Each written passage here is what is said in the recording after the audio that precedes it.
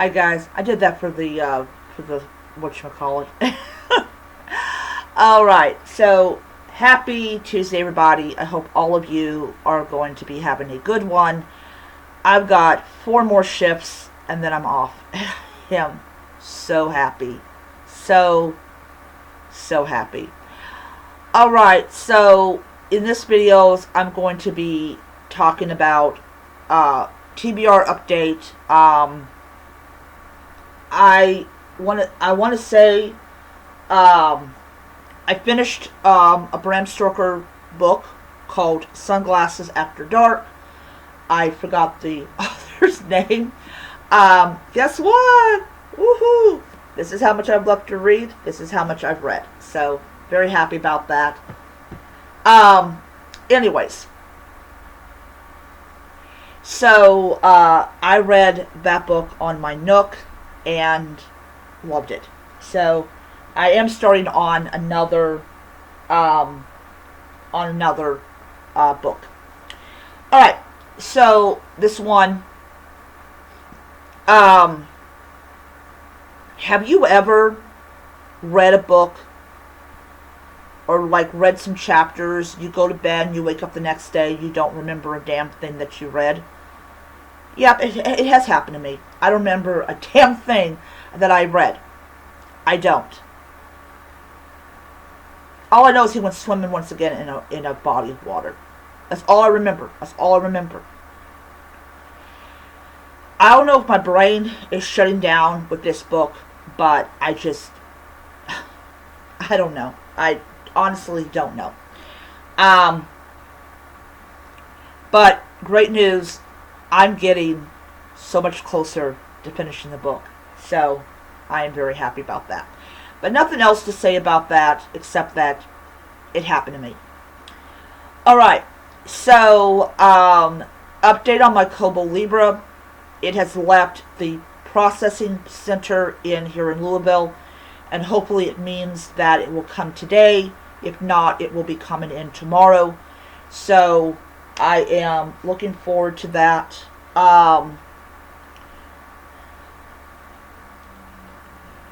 So,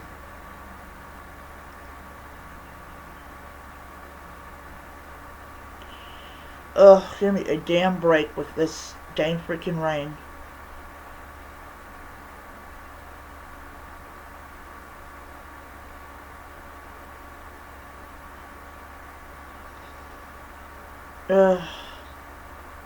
So,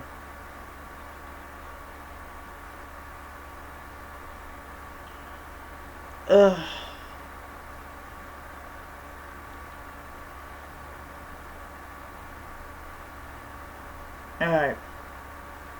Okay. So, yeah, so, it's really weird is when I went on there, it was like, oh, it arrived at the care facility, and then I went back and it said it left. So, yeah, sometimes you have to refresh that page to get the accurate information. Anyways, let's talk about something else in this video, because I'm kind of want to talk about this because everybody on TikTok is talking about this. And that is the cancellation of R.F. Kuang. Once again, every time R.F. Kuang publishes a book, there's calls for her cancellation. People, how many times have you done this and it's not worked? People, no one cares. Oh my God.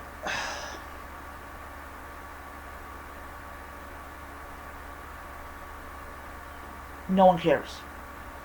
No one fucking cares. I am pretty sure there's people that are going to try to cancel Sarah J. Maas again. How many times have you attempted this and her numbers have gone up and up and up and up and up? Have you ever heard the myth about the guy that pushes the boulder up the hill in the underworld, and just when he's about ready to reach the top where he will finally be free of Hades. The ball rolls down. Yeah, that's what it is. That's what it is. So, apparently, people's hatred for Israel has boiled over to fictional characters that don't exist. That's why they're called fictional characters. They don't exist. And I don't want to hear from people go, oh, well, look at what they're doing to the people over there. And I'm thinking, I watch the news. I watch the news. Okay? I watch the news. I'm not isolated from the planet.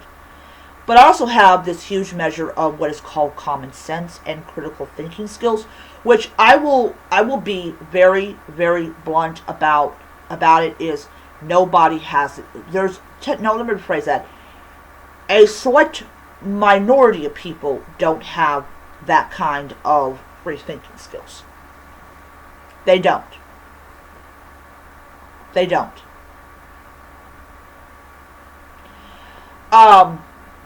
And I'm not going into the politics of over there in the Middle East. I'm not going to. Not in this video. I don't have any energy right now to do that. But what is going on with people that want to cancel her again? And trust me,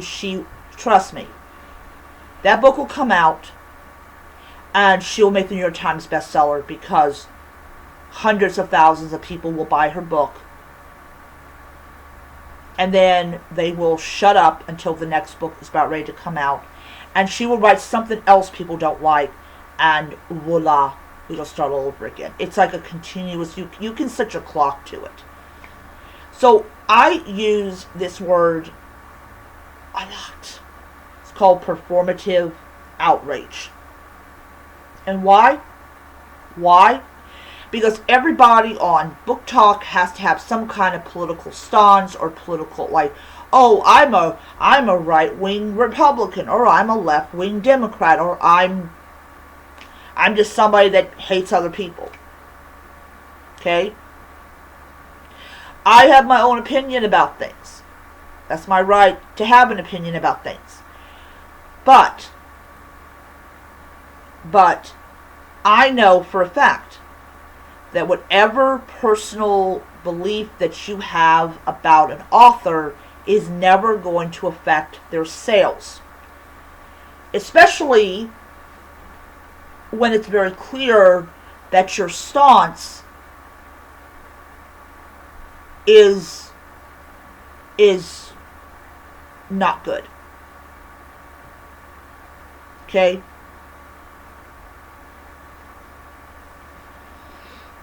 And if you go and call them a certain word, they laugh at you, but it actually is what they are. I'm not going to use the word. I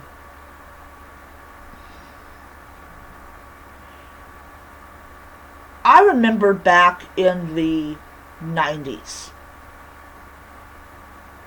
or even in the late 80s, when, I became a huge bookworm in the late 80s. Yeah, this is how old I am. And I would go and I would sit in the library for hours reading whatever book that struck my fancy. For me, being a little girl, it was like the pretty pictures. I had a copy of the Brothers Grimm fairy tales. This is the unedited, dark, nasty ones. And I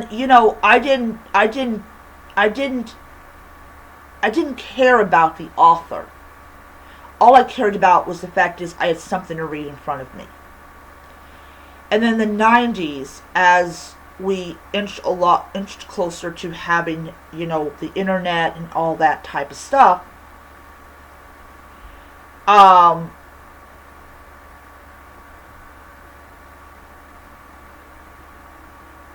I continue to read, and there was people that would go, like, I would go into a bookstore, and there was like dozens and dozens of people, and they weren't checking out the political views of an author. They weren't checking out their stance on this and on that. They just went there to get a book. And I know some people are going to say, oh, well, that was the 80s, that was the 90s before people learned the truth about these horrible people. No. People flat out didn't care. If you go back in the late 90s, went back in time and said, you need to care about the political views of this author, they would laugh at you. They absolutely would. And don't tell me they wouldn't, because I know they would have. Okay, I know they would have. R.F. Kuang's reason I'm not a huge fan of R.F. Kuang is that I just don't find her books to be like impressive. I don't understand what the big hoopla is about her books. I just know that I picked up one, I read it, and I enjoyed it, but I'm not eager to pick up her next book, mainly because she's not really that an exceptional writer. She's an enjoyable writer, but she's not an exceptional writer.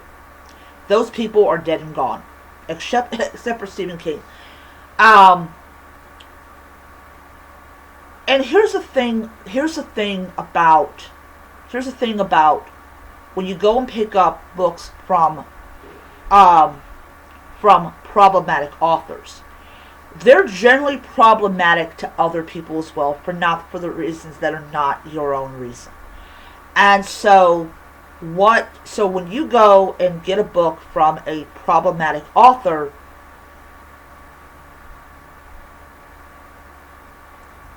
you are making it quite clear that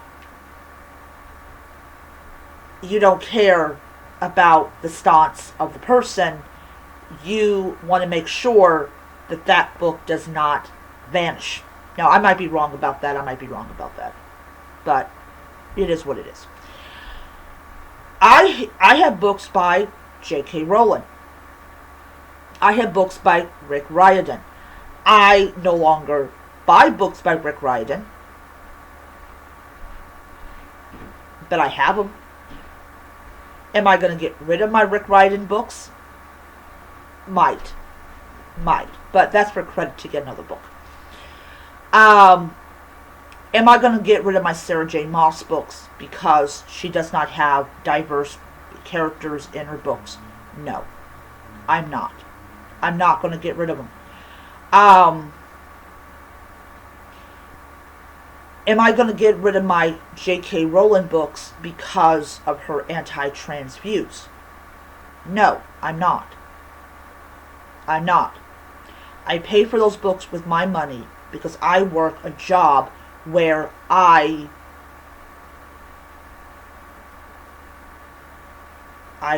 get paid. I have to take orders. I have to do this. I have to do that. And I like to read books. Today I got, Oathbound, the sequel to Direbound. Got that today. I got an email from Amazon saying, hey, we couldn't get money from your card. I got that, and also got the Daisy Something Shop. And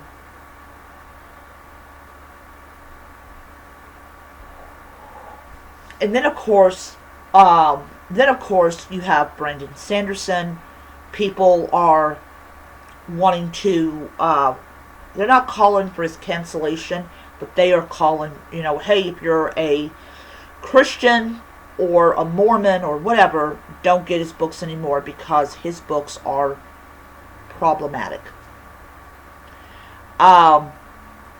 People use that word over and over again. And of course, one of my favorite YouTubers was calling out what is going on. And when you see what's going on with Art of Kwan, where she wrote an Israeli pianist, I believe it is, and people want to cancel her because she wrote a Jewish character in her book. It kind of exposes the lie that these book people say. You need to read diversely. You need to read from diverse characters and diverse backgrounds. But the moment that background is a background you do not like, all that diversity, equity, and inclusion goes right out the window, and what you are comes out. And y'all know the word. Okay?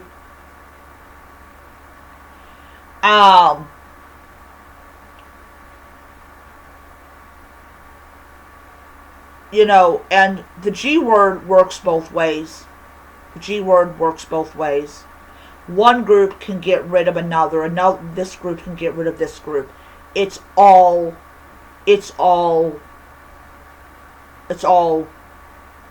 two sides of the same coin. So anytime that I go and I watch people say, "Oh, I got this advanced reader copy," I ask myself, did the publisher send you the advanced reader copy, or did you go to BookCon and get that copy? And you only got that copy because you wanted to see what she wrote that you could make a video about.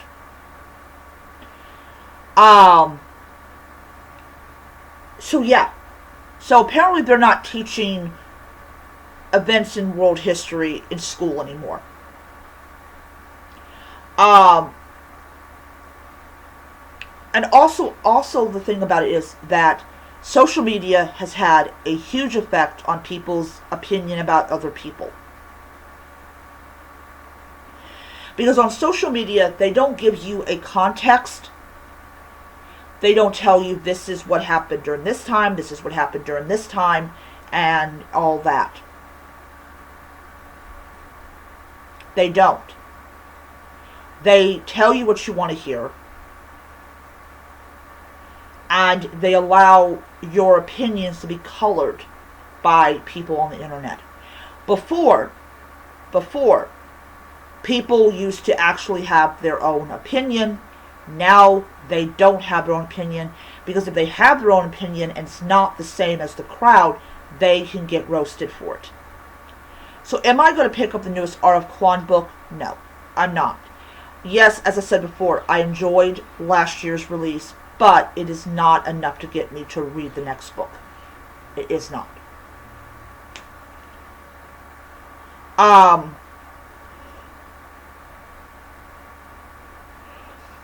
It isn't. So,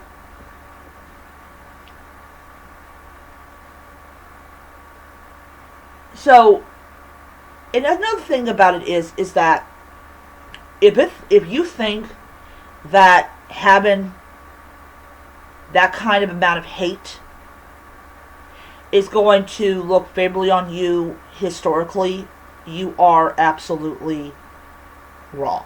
Because at the end of the day, it isn't you that are going to be called out and remembered for your viewpoints and your this and your that. Is the group that includes you. Everybody that is like you are all going to be put together and called the same name.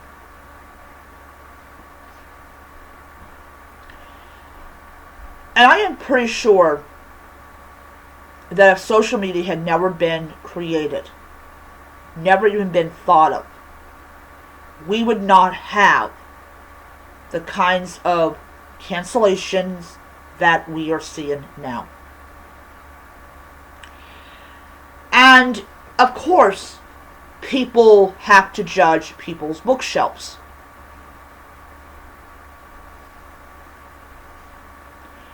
They look at, oh, you have this author's problematic. You need to take that person off your bookshelves. Heck fucking no. I am not censoring my book collection.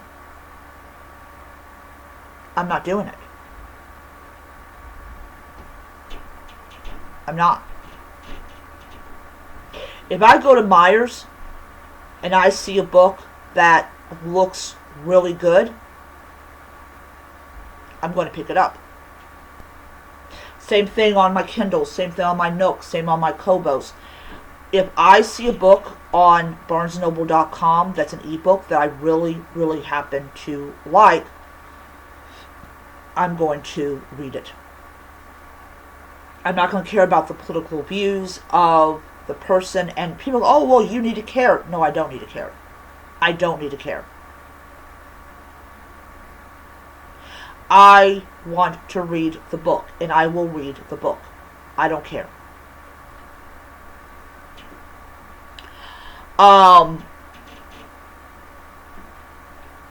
Because, as I said, it's all performative outrage. It's all for the performance of the camera. When you guys are just going to take them out of those garbage bags and you're just going to put them back on your shelf. That's all you're going to do.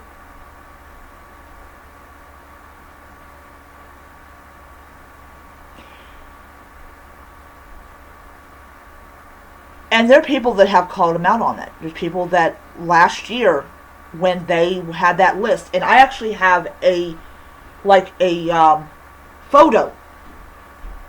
I have a photo